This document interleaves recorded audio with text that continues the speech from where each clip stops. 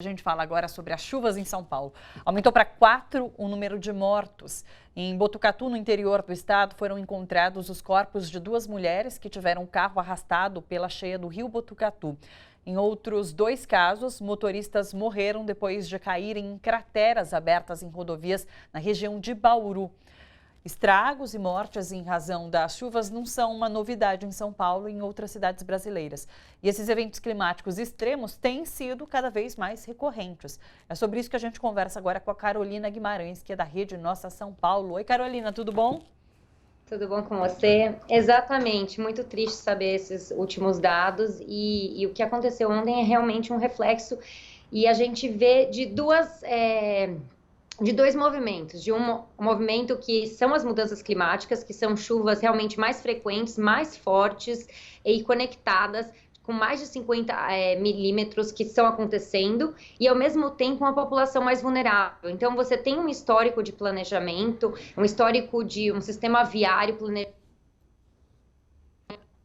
Ah, não, nossa conexão tá ruim. Espera, vamos ver se retoma. Alô? Retomamos, Carolina, pode continuar. Você falava sobre populações mais vulneráveis. Exatamente. Então você tem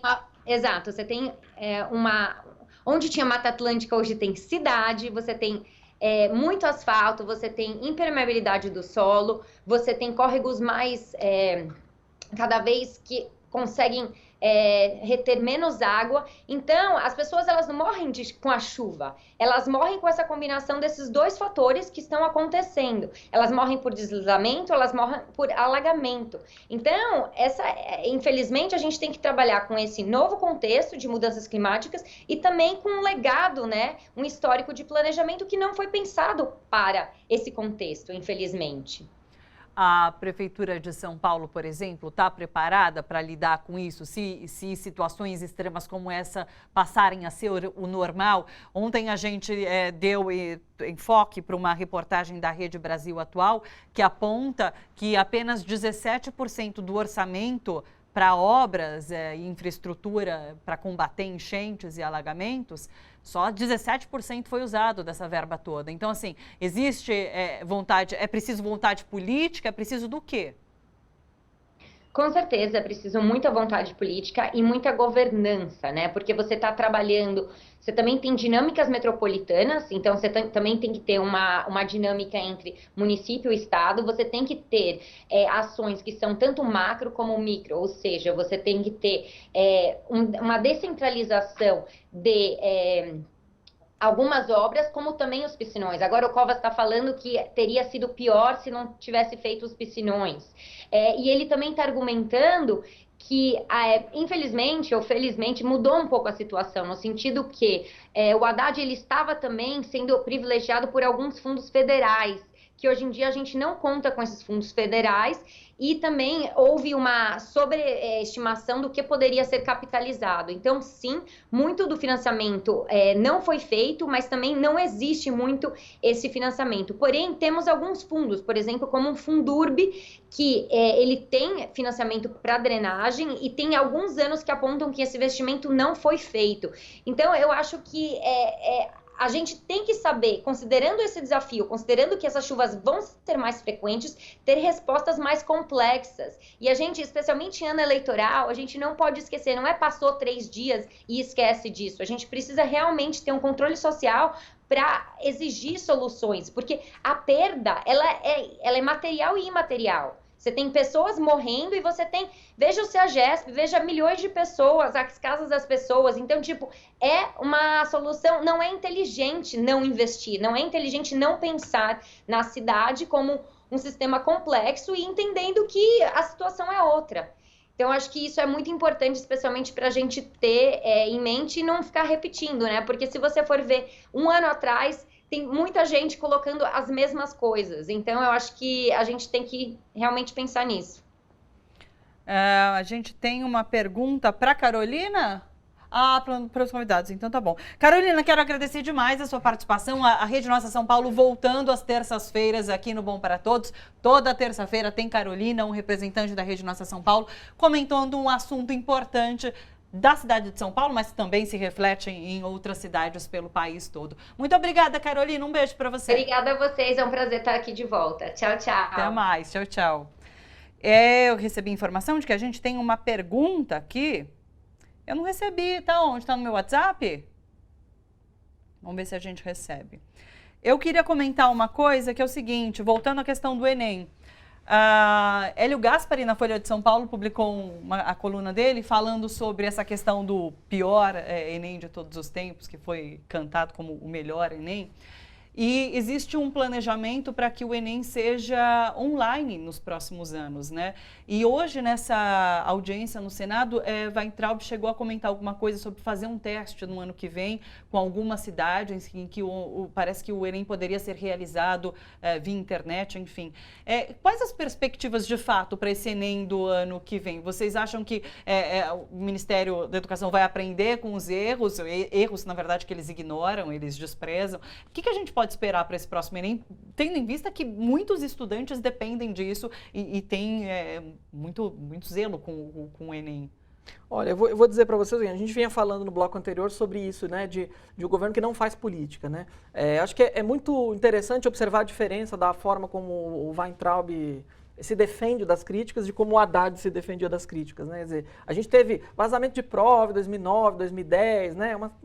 Situações rumorosas também. Sim. Quer dizer, como é que o ministro da Educação na época, que era o Haddad, ele se defendia? Ele reconhecia os erros, mas acima de tudo, ele defendia o exame, defendia a metodologia do exame, defendia, né, as escolhas, né, tomadas ali para você transformar aquele exame num exame nacional, etc. Quer dizer, existem muitas críticas ao Enem, do ponto de vista da metodologia, de quem é do campo educacional, estuda avaliação educacional, tem críticas. Mas as críticas, quer dizer, a gente não pode, em nome delas, desqualificar a metodologia. Sim. Então, uma coisa que eu percebo do Weintraub e desse governo, de maneira geral, é que ele não se constrange em receber as críticas e em simplesmente atacar e desqualificar totalmente a metodologia, desqualificar tudo aquilo que foi produzido. Sim. Quer dizer, tudo aquilo que veio antes, né, eu tenho que destruir.